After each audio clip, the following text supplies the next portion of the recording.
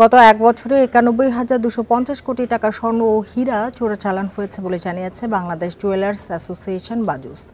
সোমবার বাজুস কার্যালয়ে এক সংবাদ সম্মেলনে আরও জানানো হয়, যদি বৈধ পথে স্বর্ণ আমদানি করা হতো তাহলে বাংলাদেশ ব্যাংকে $22 বিলিয়ন জমা হতো।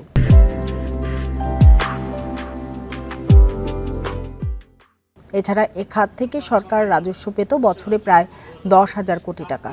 এ সময় বাজুসে চোরাচালান প্রতিরোধ বিষয়ক কমিটির চেয়ারম্যান রিপনুল হাসান বলেন, ডলার সহ বৈদেশিক মুদ্রার দাম বৃদ্ধি এবং বেপরোয়া চোরাচালানের কারণে বহুমুখী সংকটে দেশের জুয়েলারি শিল্প। এ পরিস্থিতি থেকে উত্তরণে চোরাচালান বিরোধী সিন্ডিকেটের বিরুদ্ধে মনিটরিং সেল গঠন, অভিযান চালানো সহ 7 দফা সুপারিশ করে বাজুস।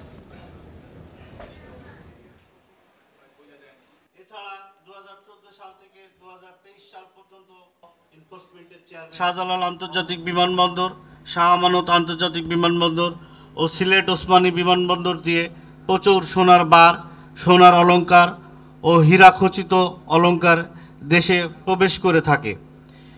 এই ক্ষেত্রে বিমানে কর্মরত কর্মীরাও সম্পৃক্ত থাকার বেশ কয়েকটি ঘটনায় প্রমাণ পাওয়া যায়।